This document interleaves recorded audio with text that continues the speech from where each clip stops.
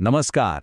આજના વિશ્લેષણમાં આપણે ગુજરાતના દરિયા કિનારાની એક અત્યંત રોમાંચક અને રૂંવાડા ઊભા કરી દે તેવી લોકકથામાં ડૂબકી લગાવવાના છીએ.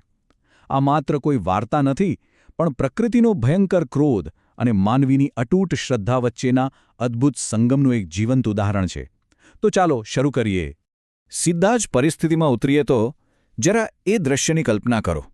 આકાશમાં અચાનક જ કાળા ડિબાંગ વાદળો ઘેરાવા લાગ્યા છે. હવામાં એક વિચિત્ર સન્નાટો અને ડર છે. ગામના વૃદ્ધો કે જેઓ દરિયાના એક એક મિજાજને રગેરગથી ઓળખે છે, એમણે એક બહુ જ ગંભીર ચેતવણી આપી દીધી છે. આજે દરિયો ગાંડોતૂર થયો છે. કોઈએ પણ દરિયામાં પગ નથી મૂકવાનો. સીધી વાત છે, જો જીવ વાલો હોય તો જમીન પર રહેવામાં જ માલ છે. તો ચાલો આખી પરિસ્થિતિને થોડી ઝીણવટથી સમજીએ. અહીં આપણી સામે બે એકદમ વિપરીત વાસ્તવિકતાઓ ટકરાઈ રહી છે. એક તરફ પેલા વૃદ્ધોની એકદમ તાર્કિક સલાહ છે કે ભાઈ સુરક્ષિત રહો અને જીવ બચાવો, પણ બીજી બાજુ જુઓ, વીરો નામનો એક યુવાન માછીમાર છે. એની વાસ્તવિકતા એટલી હદે કઠોર છે કે પૂછો જ વાત. એની સામે પ્રકૃતિના ભય કરતાં પણ મોટો એક રાક્ષસ ઊભો છે, અને એ છે ગરીબી અને ભૂખમરો. જો એ સલાહ માનીને ઘરે બેસી રહે તો એનો પરિવાર નિશ્ચિતપણે ભૂખે મરશે. વિચારો, એ માણસના મન પર શું વીતતી હશે? એના મગજમાં સતત એક જ વિચાર ચાલી રહ્યો છે કે જો આજે હું ખાલી હાથે રહ્યો તો મારા છોકરાઓ શું ખાશે? આ કોઈ સામાન્ય વિચાર નથી. આ એક મજબૂર પિતાની વેદના છે. આ એક એવી ભયાનક પરિસ્થિતિ છે જે તેને પોતાની શારીરિક સુરક્ષા બાજુ પર મૂકીને પોતાના પરિવારના અસ્તિત્વને પ્રાધાન્ય આપવા મજબૂર કરી રહી છે. આંતરિક સંઘર્ષની આ ચરમસીમા છે જ્યાં મોત સામે ચાલીને જવું એ જ એકમાત્ર રસ્તો બચે છે. અને આખરે એ જ થાય છે જેનો ડર હતો. પેટની આગ સામે દરિયાનો ડર હારી જાય છે. વીરો પેલી ચેતવણીને અવગણે છે, પોતાની નાનકડી હોડી હંકારે છે અને એ ભયાનક ગાંડાતૂર પાણીમાં પ્રવેશી જાય છે. તમે જુઓ, તણાવ હવે સેકન્ડે વધી રહ્યો છે.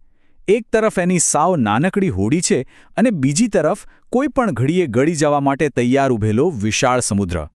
હવે જુઓ, પરિસ્થિતિ કેટલી ઝડપથી બગડે છે. વાતાવરણમાં એક ભયાનક પલટો આવે છે.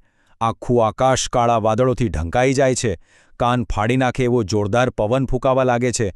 આંખો આંજી દે એવી વીજળીઓના કડાકા થાય છે. અને પછી જાણે દરિયો ગાંડો થયો હોય એમ પહાડ જેવડા વિશાળ મોજા ઉછળવા લાગે છે. પેલી નાનકડી હોડી આ વિનાશક તોફાનમાં કોઈ રમકડાની જેમ ભંગોળાઈ રહી છે. આ ક્ષણે મોત જાણે સામે જ તાંડવ કરી રહ્યું છે. જ્યારે બધાય રસ્તા બંધ થઈ જાય ને, ત્યારે માણસ છેવટે ઉપરવાળાને જ યાદ કરે છે. વીરો હવે સંપૂર્ણપણે ડરી ચૂક્યો છે. એને પોતાનું મોત સાવ નજીક દેખાઈ રહ્યું છે. આ કટોકટીની પડે તે પોતાના બંને હાથ જોડીને સમુદ્રની દેવી સિકોતર માને એક અંતિમ હૃદયદ્રાવક આર્તનાદ કરે છે. તે એક જ વચન આપે છે કે માં, મારો જીવ બચાવી લે, હું આખી જિંદગી તારું જ નામ લઈશ. આ માત્ર કોઈ પ્રાર્થના નથી, આ સંપૂર્ણ શરણાગતિની એકદમ શુદ્ધ અને ભાવનાત્મક ક્ષણ છે. અને પછી અહીં ખરેખર એક રૂંવાડા ઊભા કરી દે એવો ચમત્કાર થાય છે. આ ઘોર અંધકાર અને તોફાનની વચ્ચે અચાનક દરિયામાં એક દિવ્ય રોશની પ્રગટે છે. જાણે કોઈ સાક્ષાત માતાનું સ્વરૂપ પાણી પર ચાલતું આવતું હોય એવો અદ્ભુત આભાસ થાય છે. અને પછી જુઓ, જાણે પ્રકૃતિને કોઈનો કડક આદેશ મળી ગયો હોય એમ પેલો વિનાશક પવન એકદમ ધીમો પડી જાય છે. એ પહાડ જેવડા ભયાનક મોજા પળવારમાં જ શાંત થઈ જાય છે. ચારે બાજુ ફેલાયેલા મોત ભરેલા ડરનું સ્થાન હવે એક અકલ્પનીય દિવ્ય શાંતિએ લઈ લીધું છે. વાર્તાનો આ વળાંક ખરેખર અદ્ભુત છે. જે દરિયો થોડી મિનિટો પહેલાં વીરાનો જીવ લેવા માટે આતુર હતો, તે જ દરિયો હવે એકદમ સૌમ્ય બનીને એની નાવને હળવેથી ધક્કો મારીને સીધી કિનારા તરફ લઈ જાય છે. વીરો આખરે સહી સલામત કિનારે પહોંચી જાય છે. ત્યાં ઊભેલા ચિંતાતુર ગામ લોકો તેને જીવતો પાછો ફરેલો જોઈને સંપૂર્ણ આઘાત અને આશ્ચર્યમાં ગરકાવ થઈ જાય છે. કિનારે પગ મૂકતાની સાથે જ આશ્ચર્યથી ફાટેલી આંખે જોઈ રહેલા ટોળા સામે વીરો બસ આટલા જ શબ્દો ઉચ્ચારે છે. અને આ કોઈ સામાન્ય વાક્ય નથી. આ એક પ્રત્યક્ષ સાક્ષીનો અવાજ છે. આ એક્ઝેક્ટ એ નિર્ણાયક ક્ષણ છે જ્યાં એક સામાન્ય માછીમારનો બચાવ આખા ગામની વિચારધારા અને પેઢીઓ જૂની માન્યતાઓને હંમેશા માટે બદલી નાખવાનું કામ શરૂ કરે છે. તો અહીં સૌથી મોટી સમજવા જેવી વાત એ છે કે આ એકમાત્ર અલૌકિક ઘટનાએ આખા સમુદાયના આધ્યાત્મિક ઢાંચાને જડમૂળથી બદલી નાખ્યો.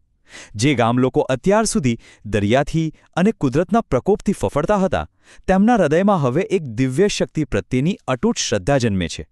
તમે જુઓ, ડરનું સ્થાન હવે સંપૂર્ણ ભક્તિ લઈ લીધું છે. અને તેનું સીધું પરિણામ એ આવે છે કે આખું ગામ હંમેશા માટે સિકોતર માની આજીવન ભક્તિમાં લીન થઈ જાય છે. આખરે આ સમગ્ર વિશ્લેષણ આપણને એક બહુ જ ઊંડા વિચાર પર લાવીને ઊભા રાખી દે છે. આપણે ખરેખર મનોમંથન કરવું રહ્યું કે શું માણસને ભગવાન તરફ દોરી જતું મુખ્ય કારણ પ્રકૃતિનો એ ડરામણો ભય છે, કે પછી આવા અકલ્પનીય ચમત્કારો છે જે આપણા મનમાં શ્રદ્ધાના બીજ રોપે છે? ભય અને આસ્થા વચ્ચેનો આ સંબંધ સમજવો ખરેખર ખૂબ જ રસપ્રદ છે. આ લોકકથા ફક્ત એક માછીમારની જિંદગી બચવાની વાર્તા નથી, પણ માનવ મન, પ્રકૃતિની તાકાત અને દિવ્યતાના પ્રભાવનું એક બેસ્ટ ઉદાહરણ છે. આ એક વિચારતા કરી મૂકે તેવા પ્રશ્ન સાથે